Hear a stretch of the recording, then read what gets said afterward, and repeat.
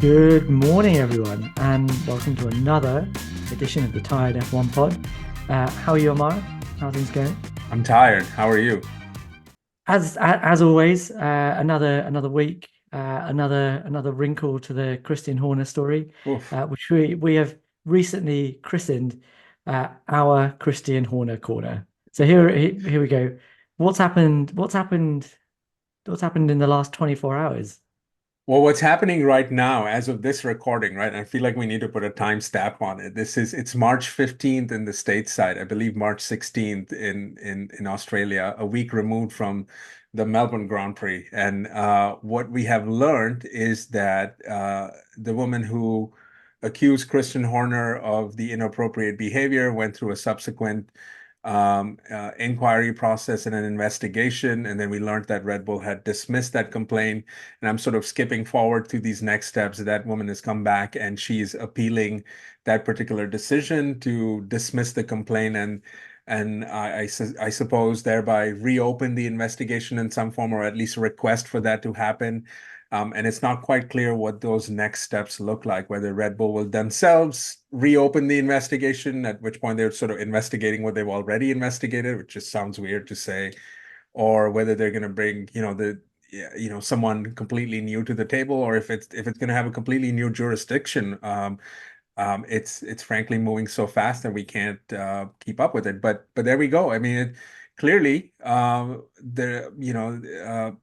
woman feels like she's been done wrong, and there have been quotes from her friends, those in her inner circle, that have talked about how she feels like she followed a particular process. She never got to share her side of the story, publicly speaking, or at least even speak up for herself in any which way. And yet, she feels like she has gotten the worst end of this, so to speak, in this particular investigation. So that's kind of where we're at right now. Yeah, right. I mean, there's a few things to dig into there, aren't there? That I mean, the first and obvious thing is that there's a massive tension here between what Red Bull as an organization seem to want, which is to draw a line under this and move away from it, and what the reality of the events are, which is that there's so much unknown, and so many people that it is personally affecting. The complainant here, Christian Horner, the Verstappens, all of these people are affected and have vested interests and have um, will have a reaction to the unfolding of events as they happen. That it can't it's not going to stop. There's too many threads that we haven't fully pulled yet that mean that it's not going to stop coming. Um, but we talked about uh, the need for transparency, or at least a bit more transparency, if this is what Red Bull want. If Red Bull want to draw a line under it, perhaps the thing they need to do is to make things a bit more transparent. Yeah, I completely agree with you, right? I mean, there's not a whole lot to reflect on this, but I do think there's a bigger picture at play, right? Which you do have to zoom out of the actual incident itself and everything that led to this complaint, right? And before I move on, I do want to acknowledge that there is something bad that has happened here, and the lady who's again at the wrong end of this, so to speak, is going through trauma. Now, we don't know the facts of the particular transgression. We don't know anything. We don't know anything there. But what we clearly know is that that person is hurting, right? And so is Christian Horner, maybe in some way, and his family too. So I think we should acknowledge that. But I think now that has become the sideshow, right? Now we're moving into the territory of questioning the integrity of the process, the intentions of the Red Bull management, right? And whether they wanted to see this off very quickly. And what has been telling all along is what they have not told us, which is they have not provided any transparency. If they were going to suspend her, by the way, which they did, quite strangely on a Grand Prix weekend, and that's usually what we call in the States the Friday afternoon story, which you sort of throw it out there on a Friday evening where the weekend is coming up and folks are paying attention to other things and you just sort of let it drift. And that particular suspension came, I'm not sure if it came exactly on a Friday, but what I'm trying to say is it came on the heels of a weekend where there was a race happening, and Yeah. presumably the goal might have been to sort of let it just, sort of go under the rug, if you will. Yeah. Yeah. Yeah. Which was never going to happen really with this story, It's was it? never going to happen, which is just insane, right? So I mean, just the sociology of Red Bull now as an organization is fascinating to get into, right? Because they're clearly, or at least half of them, or half of that board, or half of the controlling interest is behind him. It's not even clear that that's the case now anymore. Like, it's really hard if you just keep reading the rumors. Like now we are hearing about the fact that the Uvidia family might in fact be ready to sack him, and then ironically, Red Bull have had to put out this sort of statement that says, no, everything is intact, which again, why would you do that kind of stuff if there wasn't, where there's smoke, there's fire, right? That's what this is looking like over and over again. And so what you have to now kind of take a step back from and say, forget the transgression itself, right? It is what it is. The investigation, if it happens again, maybe by someone else, reveals something else, does not. We have no idea what that is.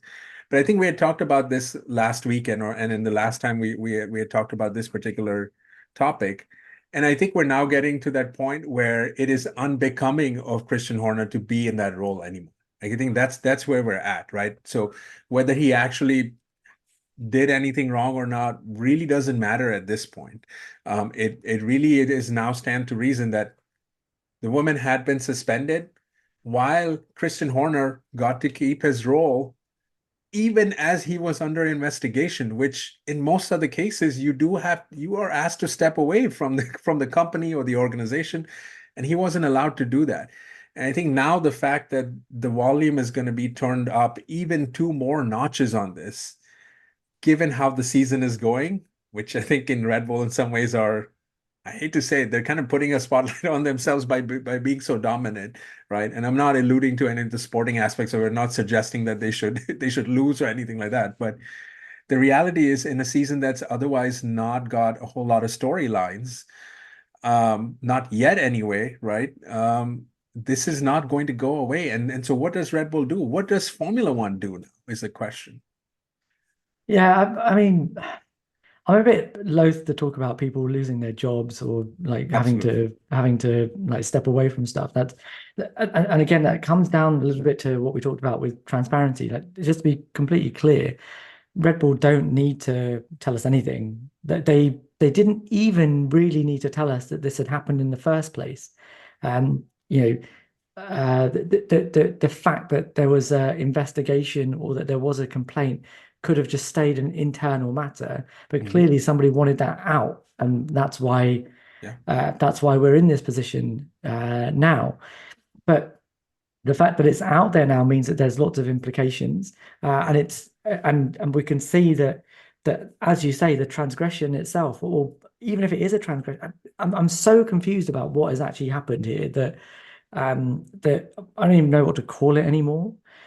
But it has created these or has acted as a catalyst, or even as the motive, the mechanism by which we've been able to the factions between Red Bull have been able to define themselves and tell us what their objectives are. And the factions now clearly seem to be the Verstappens, Marco, Mintzlaff on one side, and Horner, Uvidia, the Uvidia family, and the Milton Keynes workforce on the other.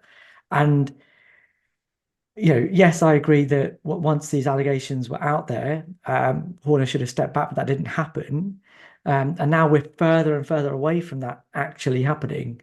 Um, it's just these two camps are strengthening their Yeah. positions, and it seems to be very much a head-to-head between one of these. One of these is not going to, one of these sides is not going to still be there in the next 12 to 24 months. Um, Although, again, if you want to listen to other rumors that actually all of this is being worked out behind closed doors, and there's very productive conversations happening, and we're all Yeah. talking about a storm in a teacup. Um, it could go either way, and at the moment, without more information, I find this a really difficult topic to speculate on because there isn't any concrete evidence other Oh, than the things that we've Yeah. said that we've been able to relay from reputable sources. I completely agree with you, but I do think we're now at that point where I agree. I'm not advocating for Christian to be fired or anyone else to be fired or anything like that. I do not have any facts on which to base this on, right? So therefore, it cannot be the opinion based on, again, what we haven't, what we don't know is what we don't know. I think now we're looking at a lack of sort of faith in the process and the people who are making these decisions, right? So this rises to that next level. And I think that's where this becomes an interesting thing, right? Because for Formula One, that has had undocumented issues like this in the past. I mean, undocumented, several documented issues like this in the past, right? And it's now trying to appeal to women in particular, right, as part of their broader DEI initiatives. We're having the Formula One Academy that just started last week, right? All of these things now are under a greater microscope when it comes to how you're tolerating instances like this. And it's not about the outcome, right? I would again stress that it's not the outcome that matters, but the process is now being questioned, right? Because if Red Bull wanted to draw the line in the sand, they could have given us more. You do not have to tell us what the the transgression was. You do not even have to tell us the name of the No, other party. I mean, agreed. we're They don't. now days away from knowing who that lady is. Like, I mean, it's only a matter of time before we come to know that. Not that we're looking for it, but how long will it take for that to happen, right? So I do think that Formula One needs to look into this a little bit more because it is now rising to that level of, is it going to start tarnishing the sport in some way? Hmm. That's all. Yeah, if it If it hasn't hasn't already. already. Yeah.